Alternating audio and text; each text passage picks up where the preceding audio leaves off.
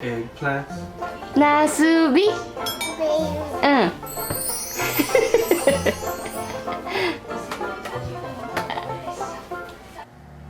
11個目は、こっからは発作だけの問題じゃなくて、発作だけをねコントロールしようっていう風に意識集中できるんだったら本当どんだけ楽かって思うんですけど、発作だけが問題じゃないっていうのがドラブ症候群の厄介なとこなんです。で、発作以外の問題について今からちょっと3項目か話します。11個目、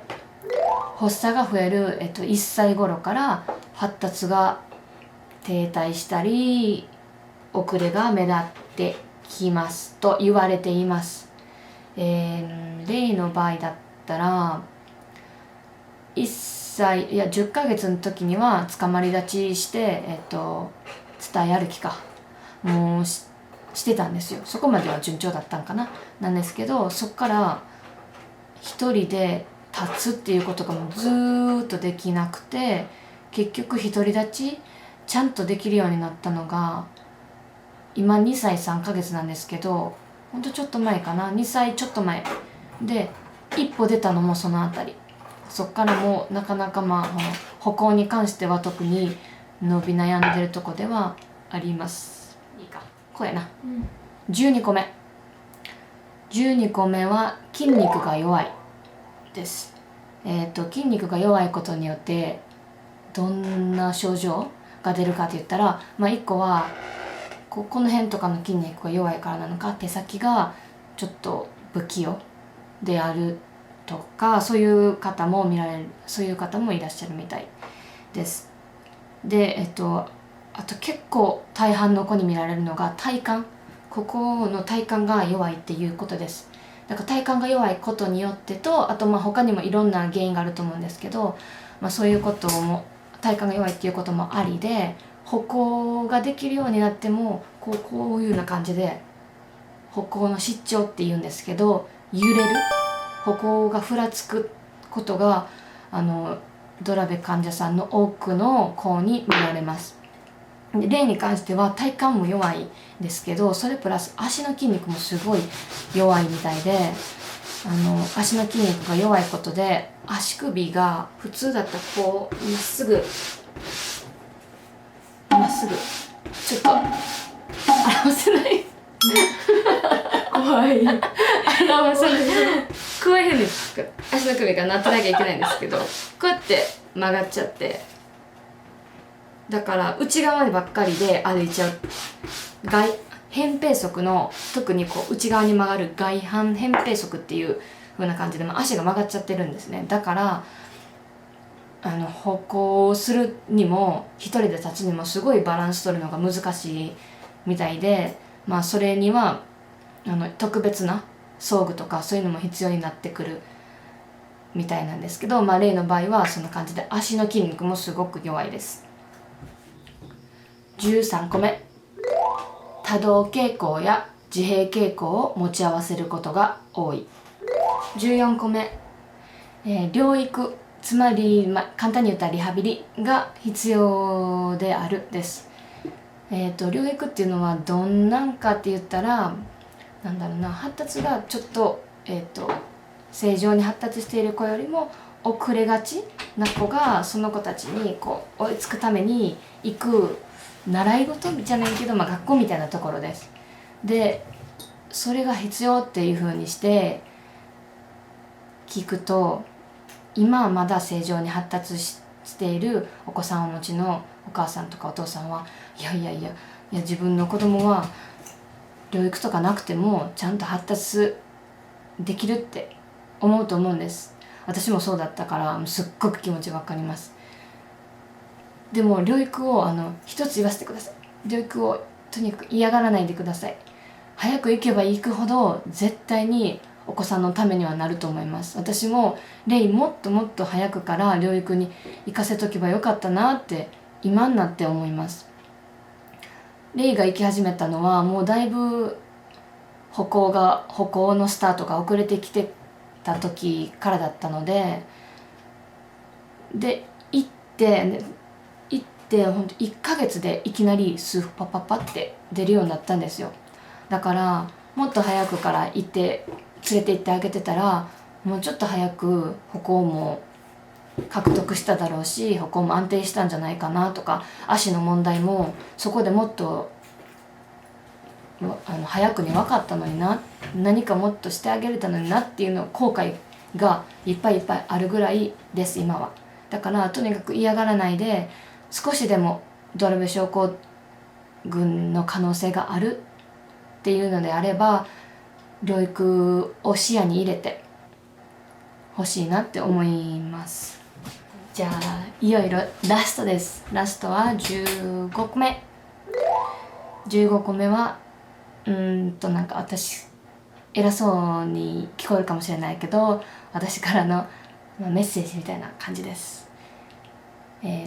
これを見てくださってる方が、もしもお子さんがもしかしたらドラベ症候群かもしれないっていう風な気持ちで見てくださってる人だとしたら、その人に特に伝えたいことです。発作が起こって毎日いろんな情報を見ても暗くなることばっかりで、本当に落ち込むと思うんですけど、これだけは覚えておいてください。一人じゃないです。私が本当に落ち込んでた時、発作もすっごいひどくて、本当に落ち込んでた時にたまたま車で5分ぐらいの距離のところに1歳上の同じ病気を持つ女の子が住んでいるっていうのが分かったんです。でもそれを知った日に仲間がいるって思って、珍しい病気だからもう絶対なんか周りにいないやと思ってたのに、仲間がいるってことが分かってすぐ電話して、その次の日にすぐ会ったんです。でもう抱きつきたいぐらいだった。その人になんか泣きそうになってきたでも本当にその人と会えたことはやばいなこれ会えたことでもう世界が変わったし、一人だけだったのに。でそれからなんか前向いて生活できるようになって、ほんでで引っ越して、でいろんな環境も変わっていろいろなことがあって、で SNS とかも始めるようになって、でそこでさらに広がりができて、で本当になんかその仲間って大事だなって思うし、でもその前に引っ越す前に長期で入院したんですよ。薬の調整のためで、調整するために入院して、もうなんか5週間も入院したから、もうめっちゃしんどいわと思ったんです。入院なんか絶対しんどいわと思って入院したのに、そこで知り合った友達が本当に今宝物で、今実際実家に帰ってきてるんですけど、引っ越す前の場所です。引っ越す前の場所に帰ってきてるんですけど、ここに帰ってきて、その友達もう全員に会いたいぐらい、もう全員に会ったかな、まだちょっと会えてないかなぐらいなんですけど、本当にその友達が今でもすっごく大事な友達です。でなんでかっていうと、やっぱり同じようにお子さんが病気されてて、違う病気なんですよ。だけど病気されてて、ですごい同じような苦労をしてきてるから共感もできるし、とにかくお互い支え合える存在って私は個人的に思ってます。向こうどう思ってるか分かんないけど、だからそういう風にして仲間がいます。周りにはパッて前向いたらいます、周り見たらいます。だから今すっごく落ち込んでるかもしれないけど、絶対に一人じゃないから、それだけは覚えておいてください。でもしもこれ見て私になんかメッセージしてみようかなとか思ってくれたらすごい嬉しいです。メッセージどんどんください。私もつながれたらなって思っています。これ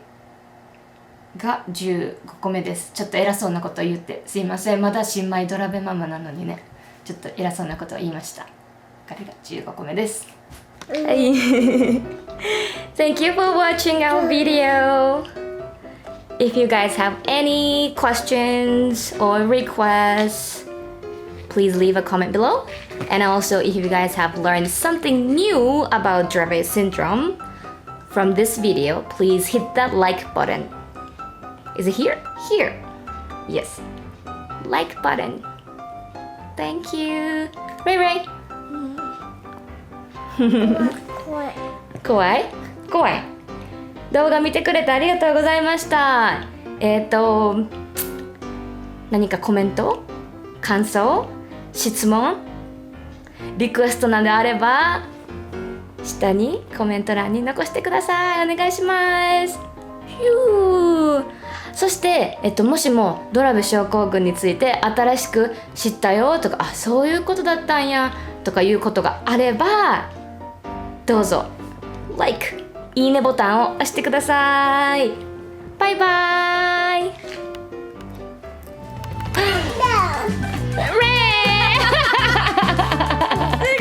すごい手離しとる片手。すごい片手はだって。もう先週